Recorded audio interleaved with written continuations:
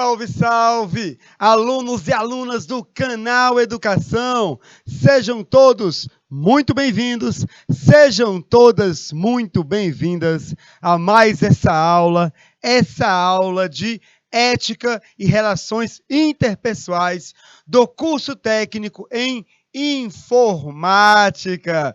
E sabemos bem, não é apenas uma aula de ética e relações interpessoais. É a aula de ética e relações interpessoais, aula das aulas, aula magna, aula Nobel de ética e relações interpessoais. Eu agradeço imensamente, eu agradeço carinhosamente a participação e a audiência de tanta gente linda, maravilhosa, inteligente, competente do meu Piauí, do Brasil e do mundo inteiro. Salve, salve! Alegria, alegria!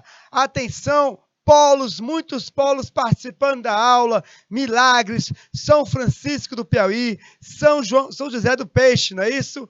Muita gente linda, maravilhosa. O Felipe, Marcos Vinícius, a Yasmin, a Francileide, Marcileia Souza, Sétima Gré, Barra do Alcântara, Unidade Escolar Firmo Rodrigues Sobreira, 14 alunos em sala assistindo pelo YouTube, 14 alunos com a professora 15 abraços para a Unidade Escolar Firmo Rodrigues Sobreira, povo lindo, maravilhoso, de Barra do Alcântara. E sem perder tempo, porque tempo é conhecimento. E qual será a nossa temática de hoje? Códigos de ética, conceitos e objetivos.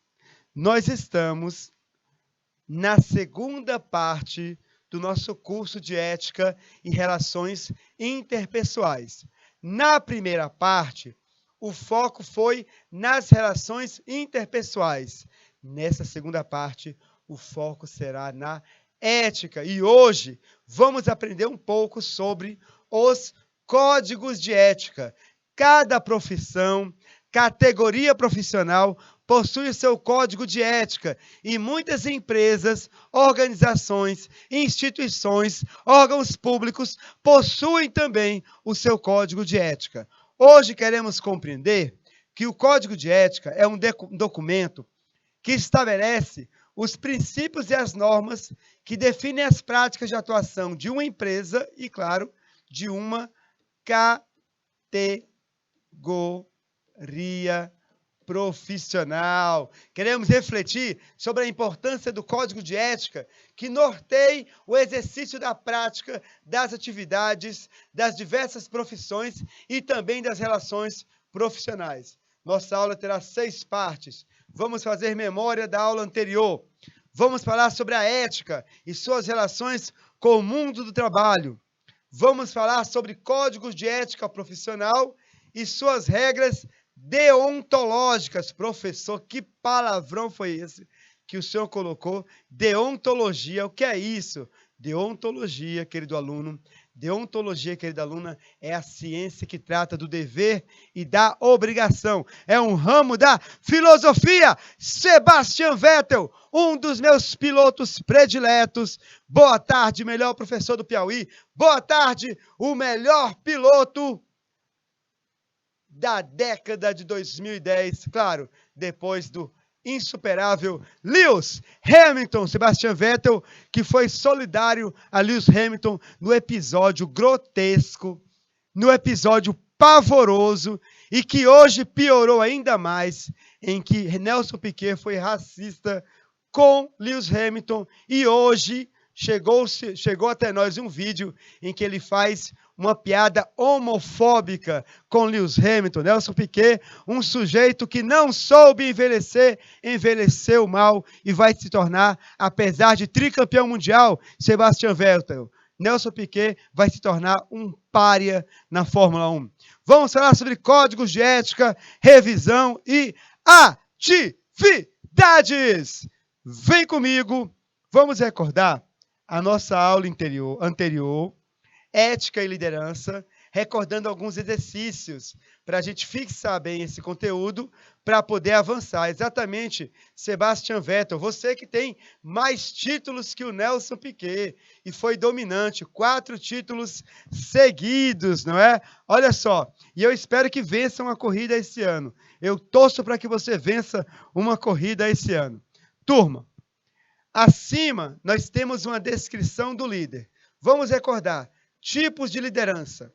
Qual é o líder que determina as ideias, o que será executado pelo grupo e como será executado, sendo extremamente dominador e tendo como consequência repressão e distanciamento.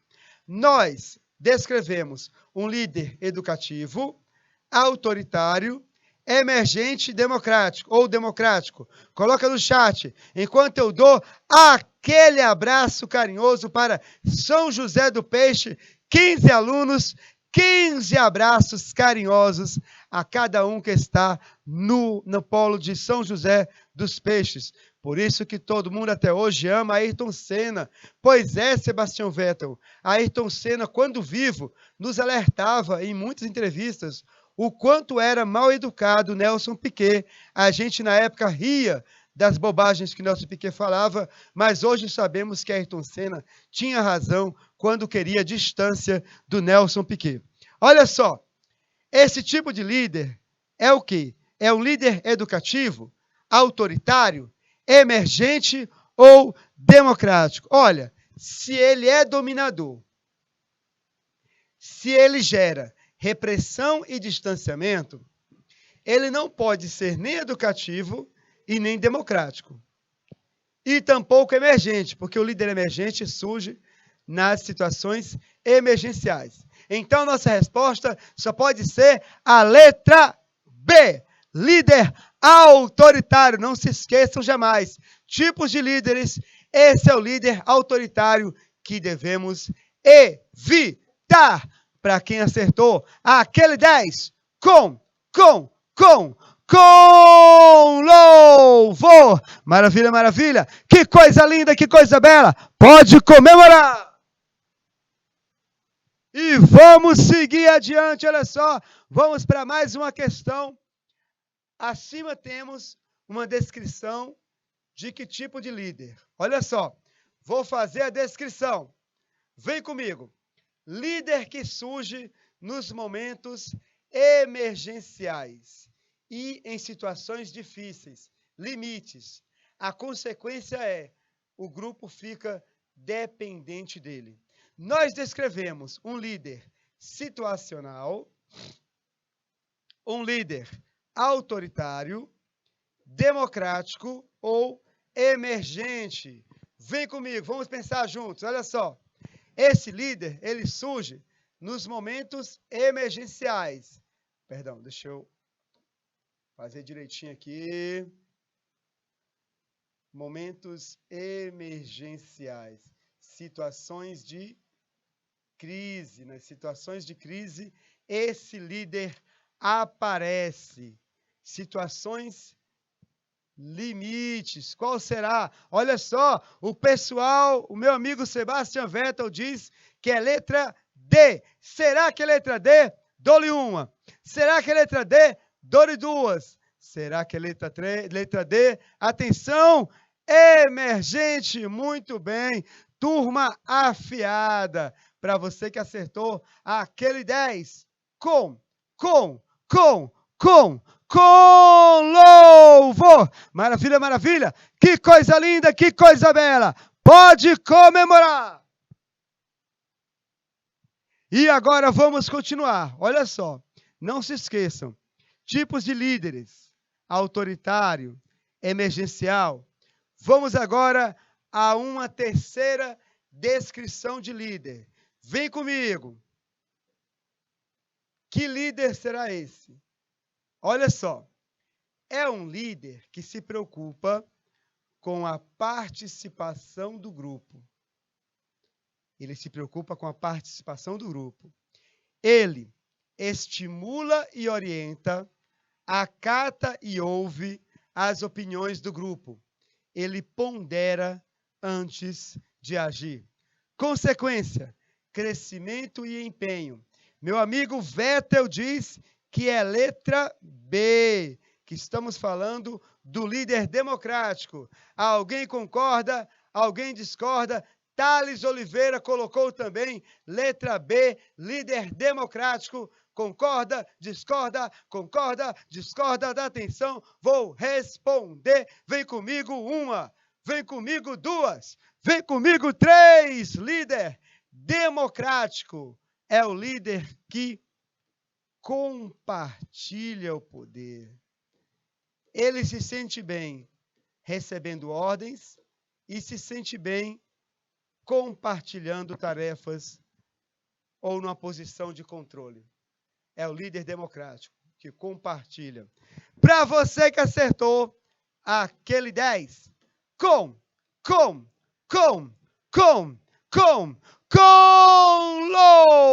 louvor. Maravilha, maravilha. Que coisa linda, que coisa bela. Pode comemorar. Atenção, polos, a minha amiga Juscelene, São Francisco do Piauí, São José do Peixe, meu amigo Sebastião Vettel, Thales Oliveira, 15 alunos em São José do Peixe, 15 alunos em 20, 30, 40, 50, 100 alunos em vários polos espalhados por meu país. Olha só, vamos a mais uma.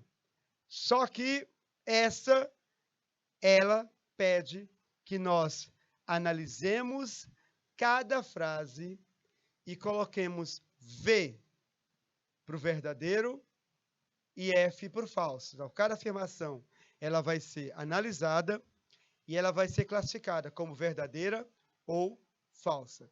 Então, vem comigo, olha só. O líder deve tratar as pessoas com falta de respeito e consideração, dedicando atenção apenas aos seus problemas pessoais e necessidades. É verdadeiro ou é falso? O líder, ele deve tratar as pessoas com falta de respeito e consideração, pensar apenas em si e nas suas necessidades. Qual é a sua opinião? Atenção, São José do Peixe, São Francisco do Piauí, Milagre, Lopes do Piauí, a Juscelene, Monte Alegre, Sebastião Vettel, Thales Oliveira, é verdadeiro ou é falso? Atenção, é falso. Por que é falso, professor? Jamais um líder deve tratar as pessoas, os seus liderados, com falta de respeito. Então, a primeira é falsa. Vamos seguir adiante. Segunda, o líder deve abrir mão dos valores morais, situando-os abaixo de qualquer desejo, opinião ou objetivo a ser alcançado. Os fins podem justificar os meios. Veja bem, a nossa aula passada foi sobre ética e liderança, sobre a moral e liderança. Se nós enfatizamos que ética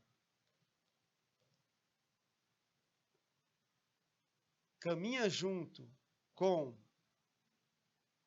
a liderança, jamais um líder deve abrir mão dos valores morais ou éticos. Jamais. O líder tem que ser um líder ético. É por isso que as pessoas que elogiam Hitler erram. Ah, líder foi um grande líder. Coisa nenhuma. Para não dizer um palavrão. Ele não foi ético. Ele não foi humano. Nada do que ele fez é digno de aplauso. Porque foi um falso líder que agia em desacordo com valores humanos, éticos e morais. E eu fico triste quando eu vejo intelectuais elogiarem uma figura nefasta como Hitler. Falso. O líder nunca deve abrir mão dos valores morais. Olha só, já temos uma sequência se formando. FF. Vamos agora à letra C. Atenção. Letra C. O líder deve assumir a responsabilidade por seus atos e por aqueles praticados pelos seus liderados em cumprimento às suas orientações, assim como pelas consequências deles advindas.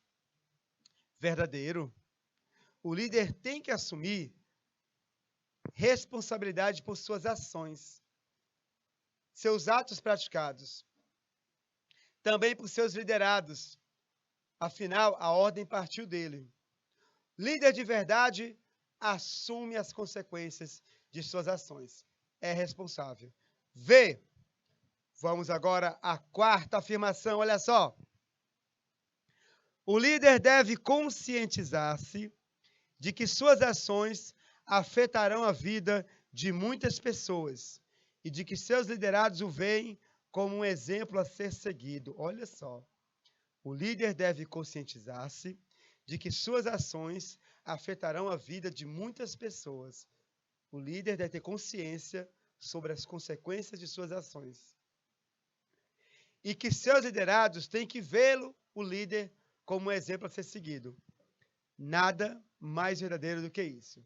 Então a sequência é F, F, V, V. Qual é a opção? A, B, C, D, ou E. Letra C, F, F, V, V. Para você que acertou. Para você que acertou. Eu não posso dar outra nota que não seja aquele 10. Com louvor. Maravilha, maravilha. Que coisa linda, que coisa bela. Pode comemorar. E vamos agora, enfim, entrar em nossa temática de hoje, ética. A ciência do bem e do mal.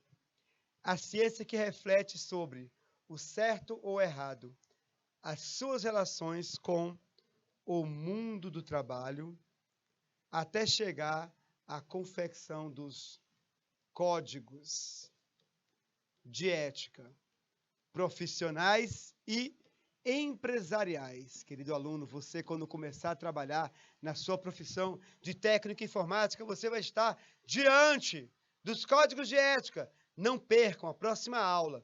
Na próxima aula, eu vou apresentar-lhes o código de ética do profissional de informática.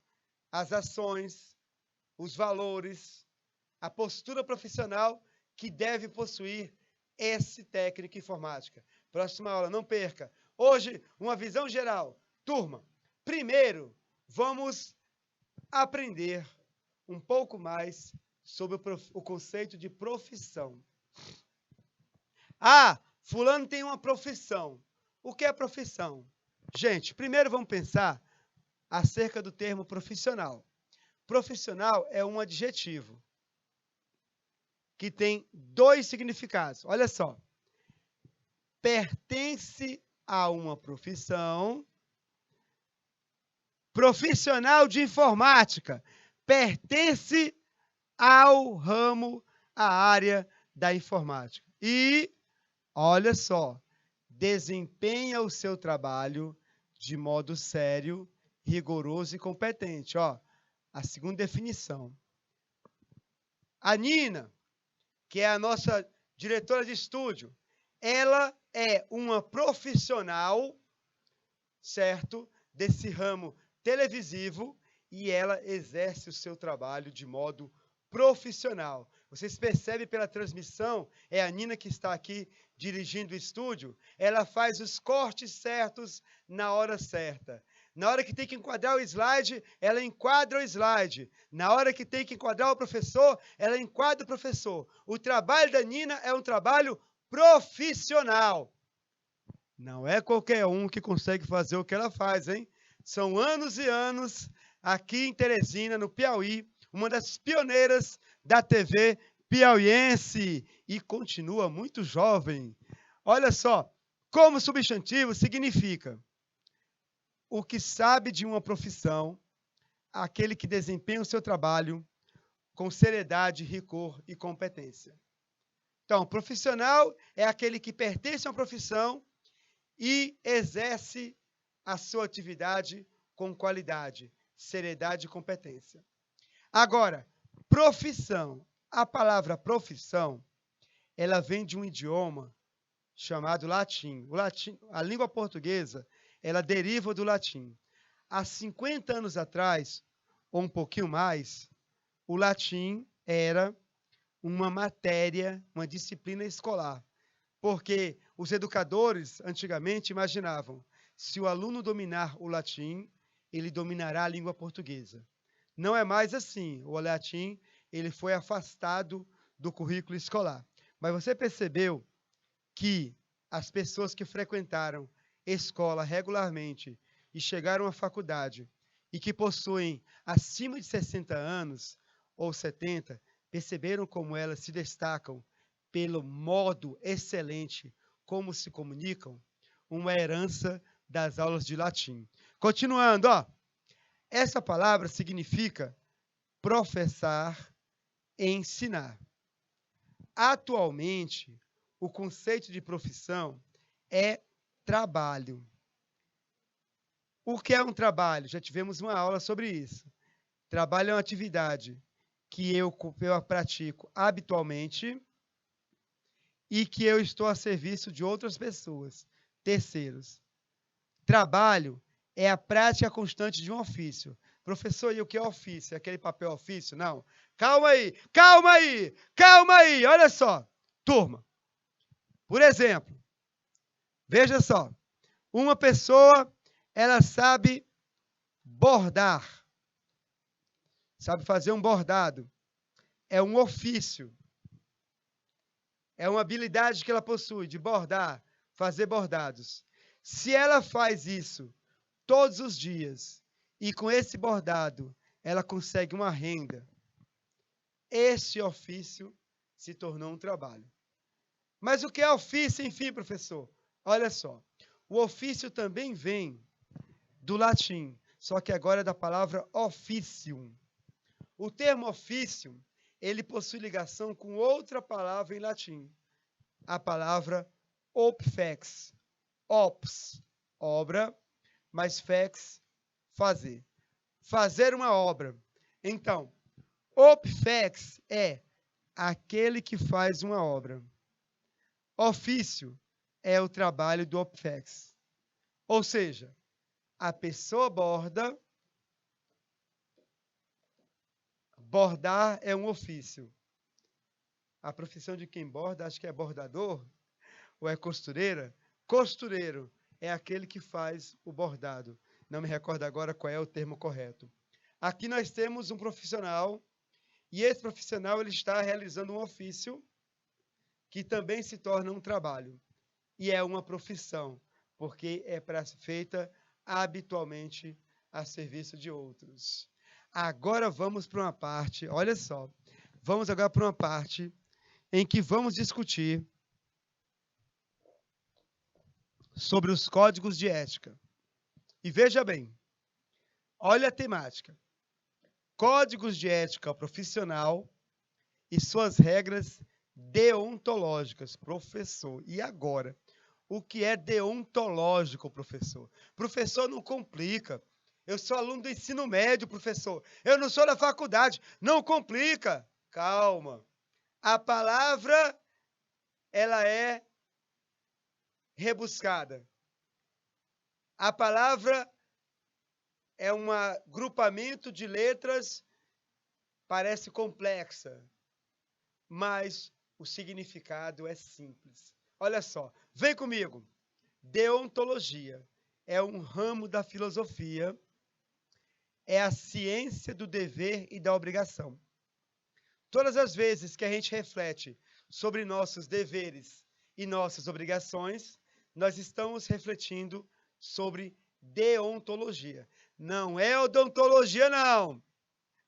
Uma vez um aluno, professor, odontologia eu sei o que é. Não é odontologia, é deontologia, a ciência do dever e da obrigação. Olha só, o termo ele foi criado no século XIX pelo filósofo inglês Jeremy Bentham para falar sobre o ramo da ética em que o objeto de estudo é o fundamento do dever e das normas. Qual é o fundamento dos nossos deveres, das nossas normas, das nossas obrigações? Turma, a deontologia é um tratado, é uma ciência que estuda os deveres e a moral. É uma teoria também sobre as escolhas dos indivíduos. A pessoa, ela deve escolher sempre o que é moralmente necessário e o que realmente deve ser feito. As pessoas não deveriam ter dúvidas. Deveriam sempre optar pelo que é certo, pelo que é correto, pelo que é moralmente aceito e necessário. Algo que é moralmente necessário. Necessariamente, eu preciso respeitar a fila de pequenas compras no supermercado. Porque se eu for com o meu carrinho cheio de compras para uma fila de pequenas compras, eu estou atrapalhando a vida de dezenas de pessoas que têm em suas mãos um pacote de café, um pacote de macarrão e de feijão, um pedaço de queijo, etc. E eu tenho lá um carrinho repleto de compras para o mês. A deontologia também, querido aluno, querida aluna, é conhecida como a teoria do dever. O que nós devemos uns aos outros? Quais são nossos deveres? Quais são nossas obrigações? O código de ética, que vocês conhecerão na semana que vem, da informática, ele possui raízes deontológicas, nessa ciência do dever e da obrigação. Olha só, nesse ramo da deontologia, muitos filósofos deram a sua opinião sobre o assunto, ou melhor, não a sua opinião, fizeram uma reflexão racional fundamentada nesses assuntos. Um deles é o grande filósofo Immanuel Kant. Ele também deu a sua contribuição para a deontologia. Ele tem duas ideias que estão na essência da ciência deontológica e que servem também para nós pensarmos nossas ações. Olha só, ele diz que agir por dever é a maneira de dar à ação o seu valor moral. O que isso quer dizer? Uma velhinha, ela está com dificuldades para atravessar a rua. Ela está com a sacola de compras, ela não enxerga bem o semáforo, a avenida é um pouco larga, ela está encontrando enormes dificuldades. Um jovem observa a velhinha com dificuldades. Ele se encaminha até ela, pergunta: você quer ajuda? Segura na mão da velhinha, segura as compras no outro braço e auxilia a senhora a atravessar a rua. Ele se sentiu no dever de ajudar.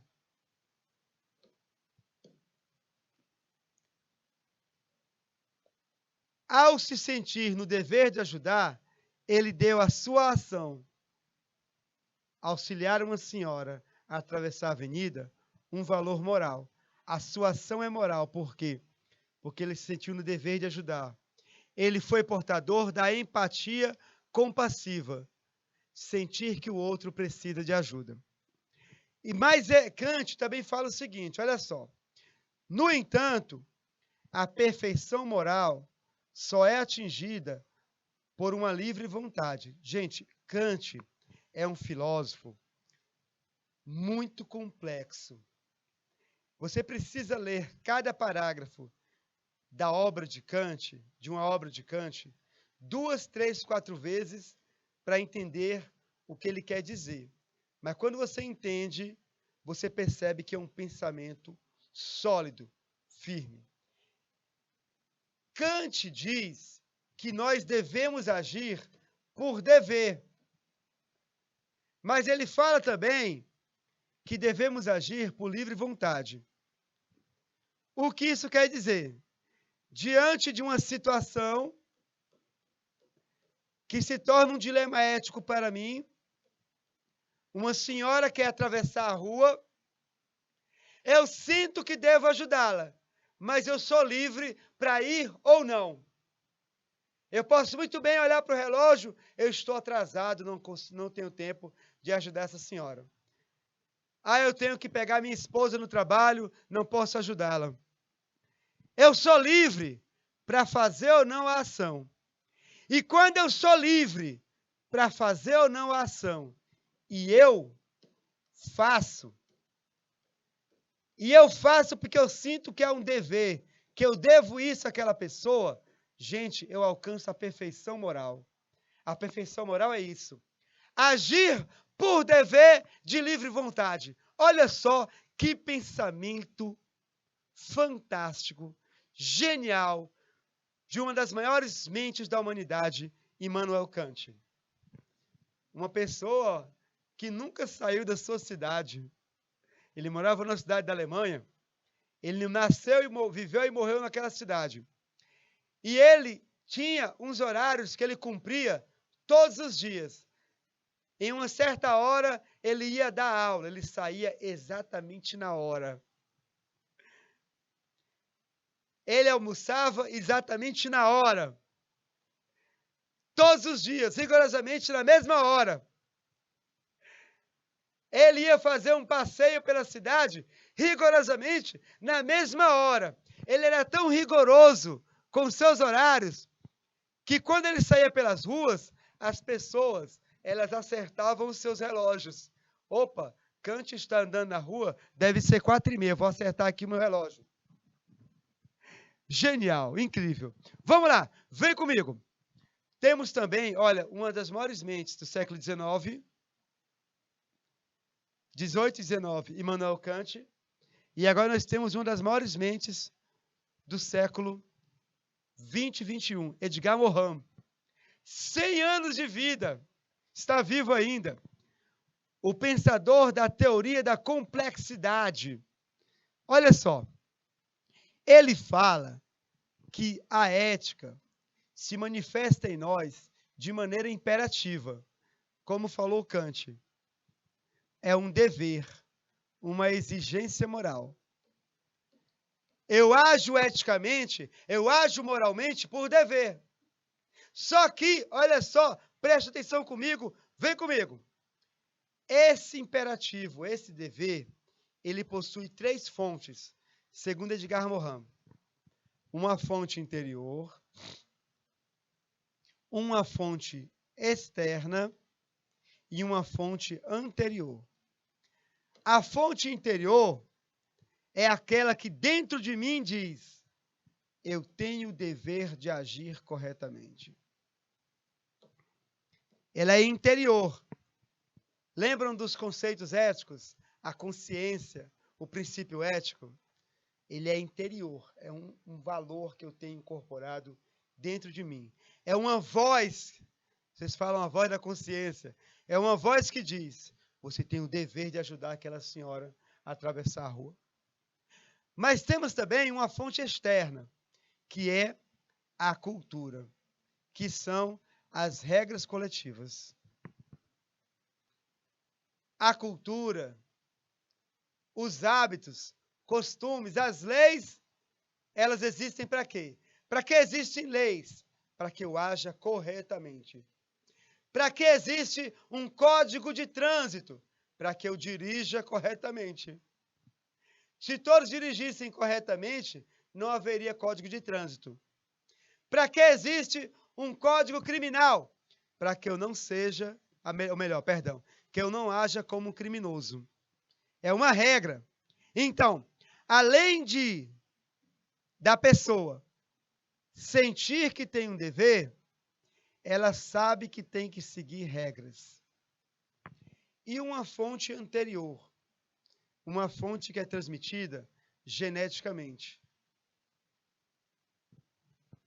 Nossos pais, as pessoas mais idosas, que são tidas como mais sábias, elas nos transmitem valores de geração em geração. E você, um dia que está me assistindo, também vai transmitir valores para outra geração. Eu já transmito Eu falo para os mais novos, deem o melhor de si. Eu falo para os mais novos, levem as coisas a sério. E outros valores que eu aprendi enquanto jovem. Mas vamos continuar, olha só. Agora vamos entrar mais fundo na questão. Código de ética, a deontologia, a ciência do dever e da obrigação e sua relação com a ética profissional. Vem comigo. A deontologia, gente, além de ser uma reflexão sobre deveres e obrigações, ela também pode ser vista como um conjunto de princípios e regras de conduta ou deveres que uma determinada profissão possui.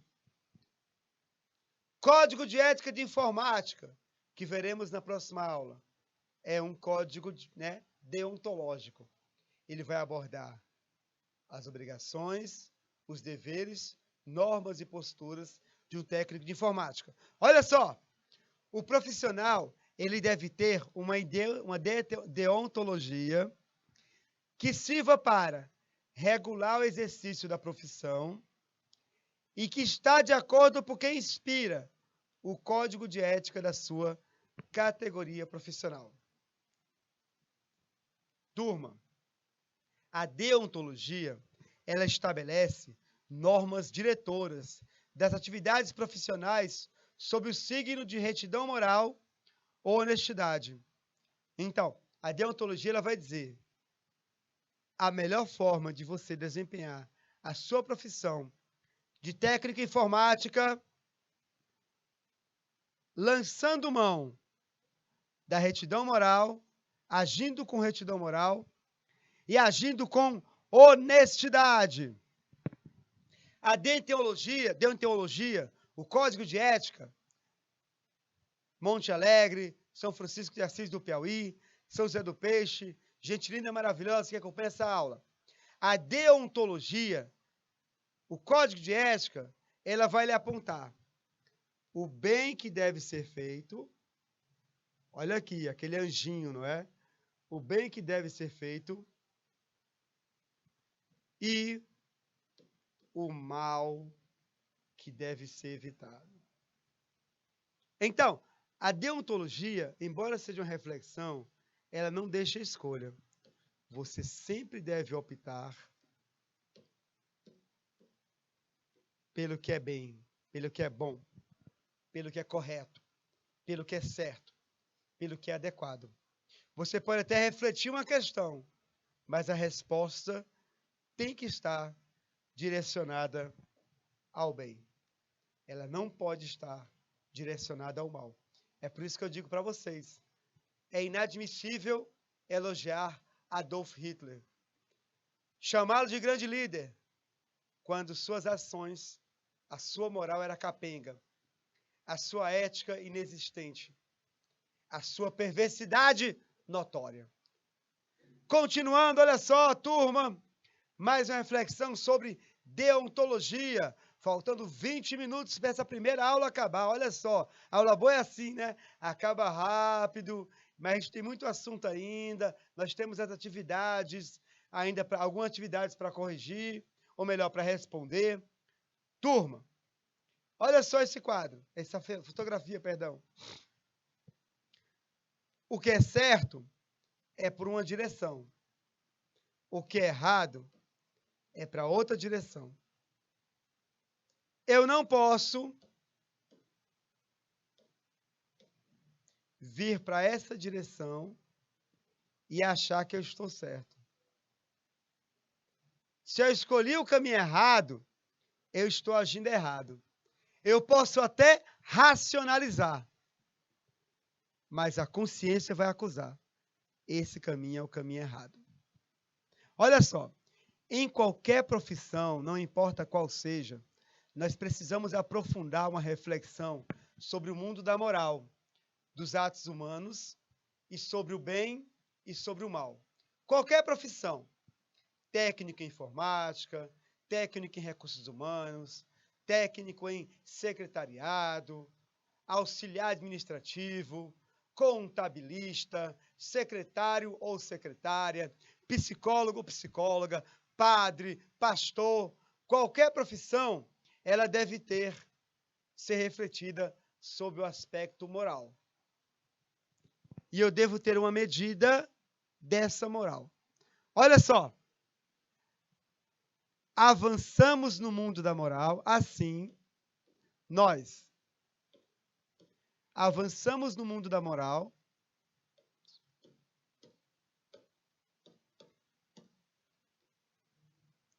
que é objeto de estudo da ética, e refletimos sobre os fundamentos, princípios, ideologias e valores que são utilizados pela moral nesse mundo contemporâneo. Mas precisamos partir de um pressuposto. Nós apresentaremos 3 pressupostos. Olha só. Partindo do pressuposto de que toda atividade profissional é sujeita a uma norma moral, a deontologia ela vai refletir sobre essas normas, deveres e obrigações morais de qualquer profissão, incluindo a sua de técnico em informática.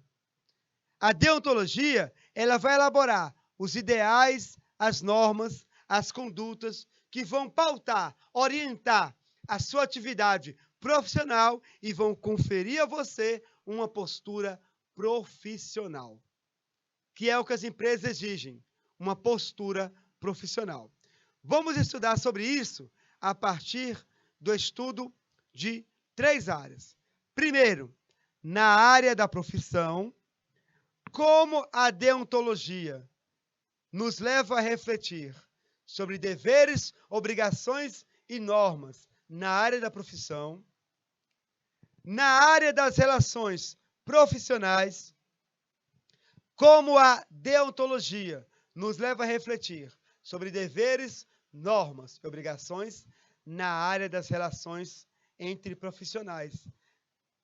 Você, como técnico em informática, você estará em contato com outros profissionais, seja da mesma área que a sua, outros técnicos em informática, seja profissionais de outras áreas, mas dentro de uma organização.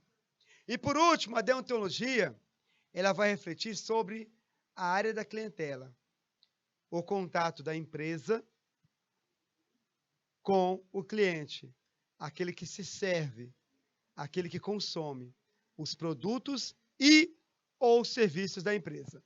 Então, vem comigo, enquanto eu dou mais uma rodada de abraços. Olha só, Monte Alegre do Piauí, São Francisco do Piauí, São José do Peixe, gente linda, maravilhosa, que acompanha essa aula. Vem comigo, deontologia, área da profissão. O exercício da profissão. Gente, na área da profissão, a deontologia, ela aponta como norma fundamental zelar com sua competência profissional e honestidade pelo bom nome ou reputação da profissão exercida. Senhor X, ele está no centro da cidade, às 9 da noite, fechou a sua loja. Precisa ir para casa e naquele dia ele precisa pegar um táxi, pois o seu carro está no conserto. Ele contacta um táxi, o taxista aceita levar o senhor X para a sua casa. O serviço prestado ao senhor X. Só que no caminho, o taxista dirige de modo imprudente. Faz um caminho maior para aumentar o valor da corrida. Não liga o ar-condicionado. Coloca um som musical de qualidade duvidosa, porque ele gosta desse tipo de música. O cliente é o senhor X. Desde a hora que entrou até a hora que terminou a corrida, ele foi sucessivamente maltratado por esse taxista.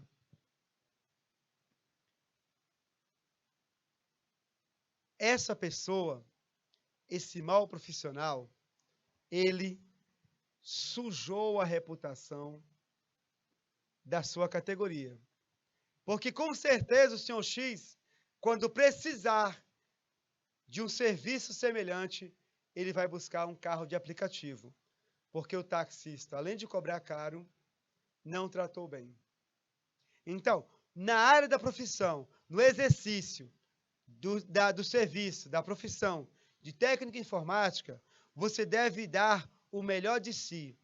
O seu trabalho tem que ser profissional, tem que ter qualidade, tem que ter excelência. Por quê? Porque está em jogo primeiro o seu nome. Vão dizer, fulano é um bom ou mau profissional? É o seu nome? Ou vão dizer, aquela empresa trata bem ou mal os seus clientes? Então, na área da profissão, deontologia, ciência do dever e da obrigação. Eu tenho a obrigação de trabalhar bem pelo meu nome, nome da empresa e da minha categoria. Atenção! A reputação de uma profissão, ela não deve ser zelada por si mesma ou a qualquer preço. Lembram de Kant? Eu tenho um dever, mas no fundamento desse dever deve estar a liberdade.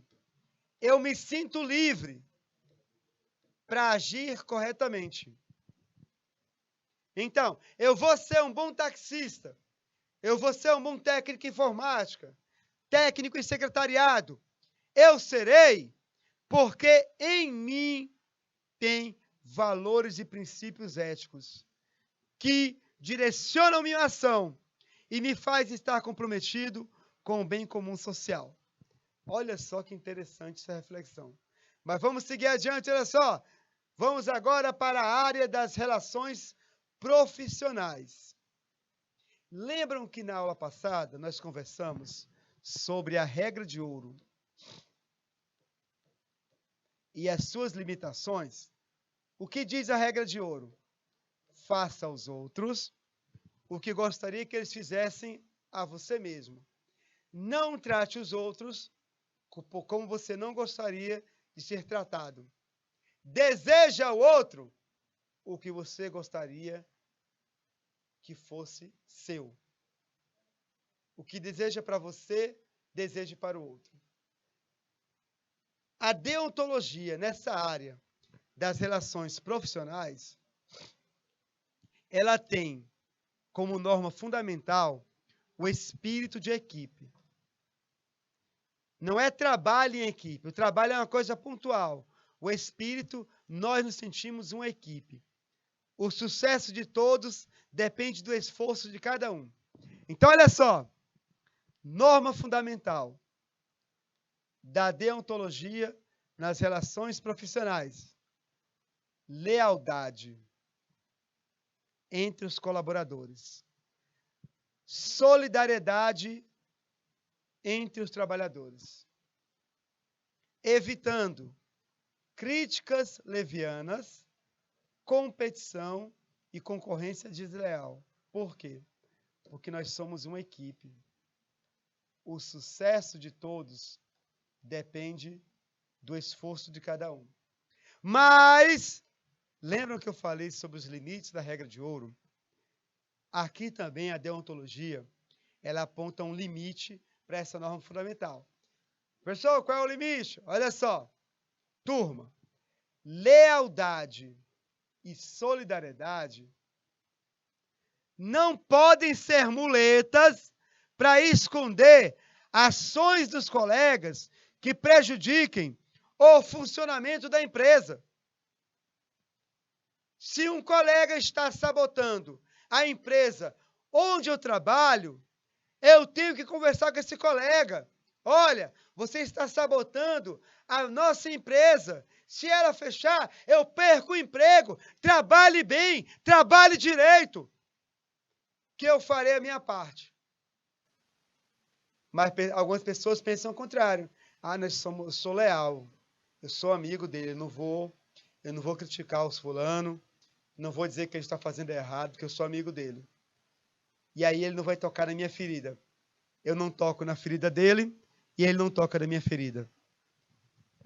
Cumplicidade negativa vai levar a empresa para o fundo do poço. Turma, lealdade e solidariedade não devem ferir a verdade, a justiça ou a moral. O que deve ser feito, deve ser feito. Vamos agora para a terceira parte, a área da clientela. Olha só, turma, na área da clientela, na relação com o cliente, a deontologia ela não possui apenas uma norma fundamental. Ela nos apresenta 3 normas fundamentais. A primeira qual é? Olha só. Isso aqui, gente, é deontologia, é ética. Toda empresa deveria agir assim. Observe essa foto. Primeira norma fundamental. Toda empresa ela deve executar integralmente o serviço conforme o combinado com o usuário. Se a pessoa que ofereceu o serviço, ela fala que vou pintar toda a sua casa, ela deve pintar toda a casa, todos os espaços, porque assim foi combinado. Ah, mas não vou pintar aqui o lado, não, porque não precisa, tá bom assim, não. Executar o serviço na íntegra. Isso é ética. Segundo, remuneração justa. Preço justo pelo serviço. Terceiro, o segredo profissional. Vamos ver um por um, nessa reta final da primeira aula, já aguardando a próxima aula daqui a pouquinho. Olha só, turma. Execução íntegra do serviço conforme o combinado com o usuário. Se você alugou um ônibus para ir à praia e a pessoa que alugou disse, olha, você tem direito dentro da cidade a rodar um número certo de quilômetros. E quando você vai usufruir desse direito, a empresa diz, eu tenho que pagar um pouco mais pelo serviço, ela não está executando o serviço conforme foi combinado. Isso é antiético. Além do mais, o pedido, ele tem que ser moralmente lícito. Ele não pode ir contra o bem comum, contra terceiros ou contra a própria pessoa que solicita. Exemplo, se do ponto de vista técnico o pedido é menos seguro, bom, ou tem consequências não previstas pelo solicitante, o profissional tem a obrigação de esclarecer o cliente, mostrando-lhe as inconveniências existentes e os procedimentos para a melhor execução. A pessoa vai alugar um serviço para reformar a sua casa. E ela diz, olha, eu quero que a minha fachada ela seja a mais fina possível. Porque se ela for grossa, vai estragar a arquitetura da casa. A casa vai parecer feia. Você, como profissional, sabe que se a fachada for fina demais, ela pode ruir. A sua empresa, sua construtora, ela foi contratada para construir um prédio. Você mostra o orçamento para o contratante, aquele que contrata. Olha, aqui está a lista dos melhores material para levantar o seu prédio. Aí o contratante diz, não, cara, usa um material mais barato para economizar. Você precisa mostrar para a pessoa que está contratando que o material de qualidade inferior pode ocasionar uma tragédia. Palace 2, Rio de Janeiro. Prédios construídos com material de segunda mão ruíram como se fosse areia de praia. Você, como profissional, tem que alertar o que vai acontecer. E dizer, olha, não vou fazer, porque isso vai trazer prejuízo, por exemplo, a quem comprar um apartamento nesse prédio. Vamos lá! Remuneração justa. O preço pelo serviço deve ser justo. A minha esposa, agora há pouco, foi comprar um enfeite para o cabelo. Estávamos no centro da cidade. E o enfeite era muito simples. E a moça queria cobrar R$7 pelo enfeite do cabelo. A minha esposa viu e disse, olha, está bonito, mas aqui não vale mais do que R$5. A jovem nem discutiu. É R$5 mesmo. Ela estava querendo vender um produto que valia R$5 por 7. A remuneração tem que ser justa. A ética nas vendas. Segredo profissional. O que é íntimo e pessoal de uma profissão, que faz parte do segredo, ele não pode ser exposto ao cliente. Salvo quando o segredo profissional não é ético em casos de grave e urgente perigo para o cliente, para si, para terceiros ou para o bem comum. Então, olha só. Na área da clientela, deontologia, execução íntegra do serviço conforme o combinado com o usuário. Ponto 1. Ponto 2. Remuneração justa. Preço justo por o trabalho realizado. Segredo profissional. Eu não posso expor a arte da minha profissão prejudicando outros colegas que trabalham no mesmo ramo. Mais ou menos o que fez o Mr. M, que foi um mágico que ensinava os segredos da mágica. E o seu sucesso na televisão levou muitos mágicos a perderem os seus empregos e tirou a magia, o brilho da magia que nós tínhamos no ilusionismo. Hoje a gente vê uma mágica e quer saber, não fica mais encantado com a mágica, que a gente quer saber como é que ele faz, quer aprender o truque. Alunos e alunos, queridos, queridas, maravilhosos, maravilhosas, daqui a pouquinho, em poucos minutos, Código de Ética, não saia daí, tchau!